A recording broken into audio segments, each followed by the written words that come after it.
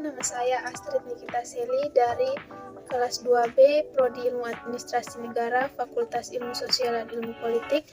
Nah, saat ini saya akan mereview kembali materi perkuliahan selama perkuliahan berlangsung di mata kuliah Teori Sosial Politik. Teori sosial pada pertemuan 1-4 teori sosial klasik. Teori-teori tersebut diantaranya teori positivisme yang dikemukakan oleh Auguste Comte dan Herbert Spencer, teori kapitalisme dan analisis kelas yang dikemukakan oleh Karl Marx, teori struktur kekuasaan dan birokrasi yang dikemukakan oleh Max Weber, teori pembagian kerja yang dikemukakan oleh Emile Durkheim. Pada pertemuan 5-8 membahas terkait teori sosial modern yang penjabarannya meliputi teori kritis, teori tindakan sosial, teori interaksionisme simbolik, teori fenomenologi, teori feminisme. Dari beberapa teori tersebut adalah materi kita selama 8 kali pertemuan. Pada pertemuan pertama membahas tentang teori dan juga paradigma dalam ilmu sosial. Dalam kehidupan bermasyarakat dan bersosial, seringkali terdapat masalah sosial yang seringkali kita jumpai di antaranya yaitu kemiskinan, kriminalitas, korupsi, kelaparan, konflik, dan lain-lain. Antara masalah sosial yang terjadi tersebut, tentu kita akan memikirkan beberapa hal di antaranya, mengapa hal itu terjadi, kapan hal itu terjadi, di mana hal itu terjadi, bagaimana hal itu bisa terjadi, dan bagaimana cara kita mengatasi masalah tersebut. Materi yang kedua tentang teori dan paradigma ilmu sosial. A. Definisi teori. Teori adalah pandangan sistematis mengenai fenomena dengan menentukan hubungan antar konsep variabel dengan maksud menjelaskan fenomena ilmiah. Contohnya, konsep 1, barang yang modis, konsep 2, meningkatnya pembelian. Jadi dari konsep 1 dan 2 muncul sebuah teori, yaitu barang yang modis sangat dianggap penting sehingga mereka akan membeli barang untuk diri mereka. B. Definisi konsep. Konsep itu merupakan istilah yang digunakan secara abstrak yang di dalamnya ada kejadian, keadaan, kelompok, atau individu yang menjadi pusat perhatian ilmu sosial. Ada dua konsep berbeda. Yang pertama, konsep yang jelas hubungannya dengan fakta. Contohnya meja. Kita bisa menggambarkan meja secara wujud karena terlihat. Yang kedua, konsep lebih abstrak. Contohnya seperti angin. Kita tidak bisa melihat, tapi kita bisa merasakannya. Maka itu disebut konsep yang lebih abstrak.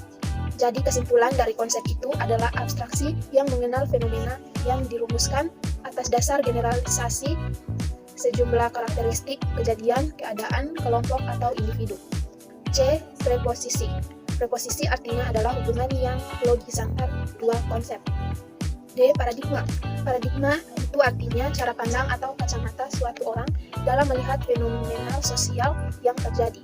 Menurut Thomas Kuhn, paradigma merupakan disiplin ilmu lahir sebagai proses revolusi paradigma di mana suatu pandangan teori ditumbangkan oleh teori baru. Contohnya seperti perilaku anak-anak dari tahun 70-an hingga sekarang. Anak-anak di tahun 70-an, mereka merasa takut jika bertanya kepada orang yang lebih tua. Mereka lebih menghormati orang yang lebih tua, sedangkan anak-anak di zaman sekarang, mereka lebih menganggap bahwa mereka setara. Terkadang banyak anak-anak yang tidak bisa menghormati orang yang lebih tua.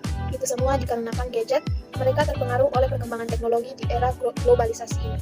Jadi, maksudnya teori yang diketahui dulu bahwa anak-anak itu sangat takut untuk bertanya atau lebih menghormati orang yang lebih tua, dipatahkan dengan munculnya teori baru bahwa karena perkembangan teknologi yang mempengaruhi isi. Jadi maksudnya teori yang diketahui dulu bahwa anak-anak itu sangat takut untuk bertanya atau lebih menghormati orang yang lebih tua, dipatahkan dengan munculnya teori baru bahwa karena perkembangan teknologi yang mempengaruhi sifat atau perilaku anak-anak sehingga anak-anak berubah dan tidak seperti anak-anak di tahun 70-an. Jadi paradigma itu sebagai suatu referensi atau pandangan yang menjadikan konsep di mana arti dari paradigma itu sendiri adalah. Jadi paradigma itu sebagai suatu referensi atau pandangan yang menjadikan konsep di mana arti dari paradigma itu sendiri adalah konstelasi teori, pertanyaan, pendekatan, serta prosedur yang dipergunakan oleh suatu tema pemikiran. Konstelasi itu dikembangkan untuk memahami sejarah dan keadaan sosial agar memberikan kerangka konsep dalam memberi makna realitas sosial, karena paradigma itu sendiri adalah pijakan atas realitas sosial. Artinya paradigma akan membentuk apa yang kita lihat, bagaimana cara melihat sesuatu, apa yang dianggap masalah, serta metode pemecahannya. Paradigma akan membentuk apa yang akan dipilih dan apa yang akan ditelaah. Elemen-elemen paradigma ada 4. Yang pertama, ontologi, yang artinya asumsi tentang realitas. Contohnya buku, yang ditanyakan nanti apakah itu buku. Yang kedua, epistemologi, artinya asas itu tentang hubungan antar peneliti dan yang diteliti. Contohnya, bagaimana Anda bisa tahu bahwa benda itu buku? Berdasarkan apa Anda memiliki pemikiran tersebut. Yang ketiga, metodologi, artinya asumsi tentang bagaimana peneliti memperoleh pengetahuan. Contohnya, Anda meneliti benda itu apakah benar-benar buku, dari mana bisa dikatakan buku, maka Anda akan meneliti setiap unsur yang ada pada benda tersebut. Yang keempat, aksiologis manfaat pengetahuan. Yang ketiga, struktur fungsional. Struktur fungsional adalah sebuah jenis struktur organisasi yang umum digunakan perusahaan dengan mengelompokkan karyawan berdasarkan keahliannya, karakteristik pada peraturan atau order, dan mengabaikan konflik dalam masyarakat dan lembaga-lembaga sosial sebagai sistem yang seluruh bagiannya saling bergantung satu sama lain, bekerja sama menciptakan keseimbangan. Fungsionalitas antar bagian. Masyarakat terintegrasi atas dasar sepakat anggota-anggotanya akan nilai kemasyarakatan tertentu. General agreements, daya yang mampu mengatasi perbedaan dan kepentingan di antara para anggota masyarakat. Konflik ada, tetapi mekanisme untuk mengontrol konflik tersebut, asumsi struktural fungsional. Masyarakat harus dianalisis sebagai suatu kesatuan yang utuh saling berinteraksi.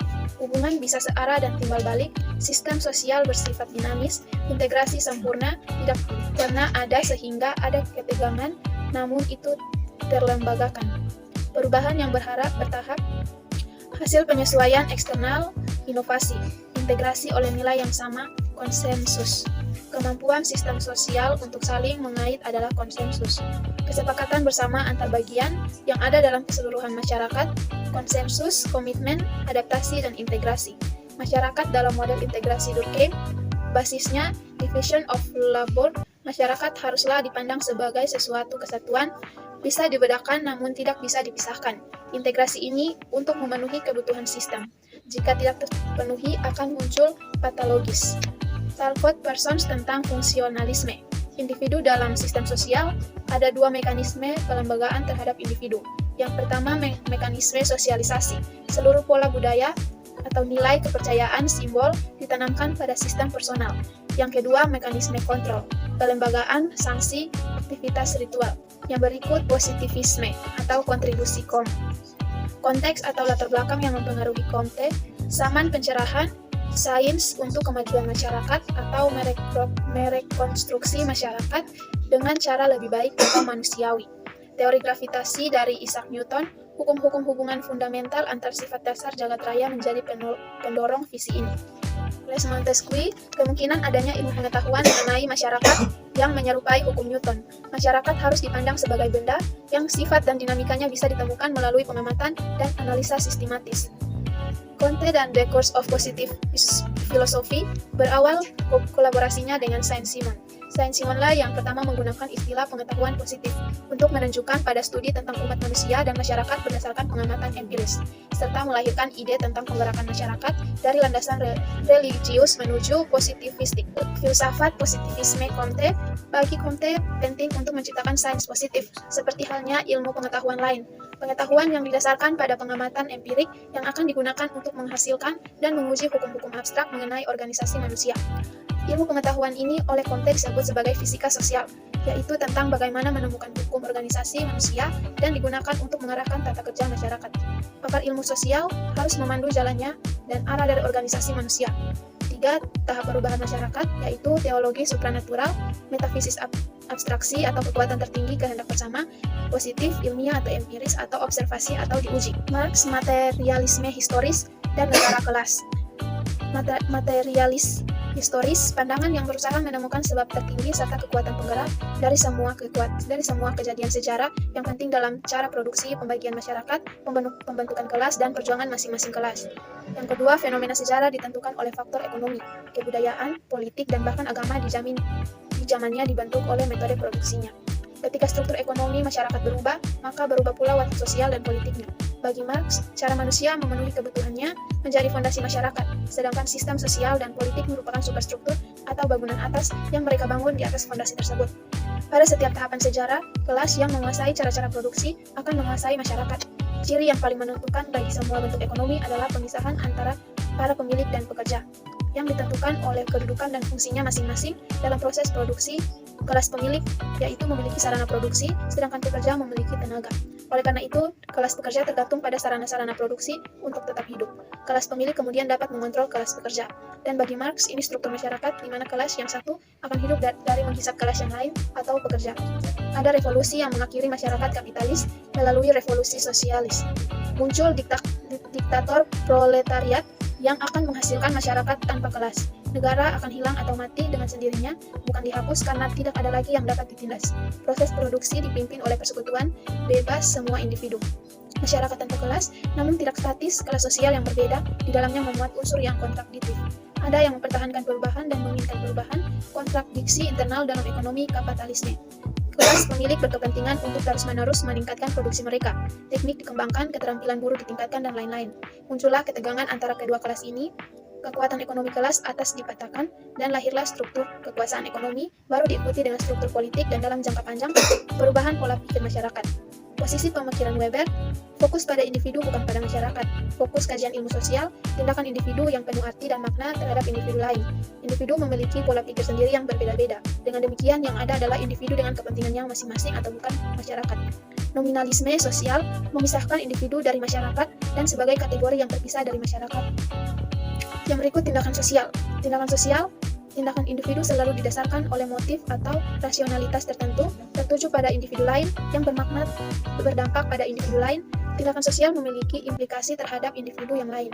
Makna atau meaning, fenomena, tindakan sosial, rasionalitas formal, rasionalitas instrumental, rasionalitas nilai, rasionalitas tradisional, rasionalitas afektif.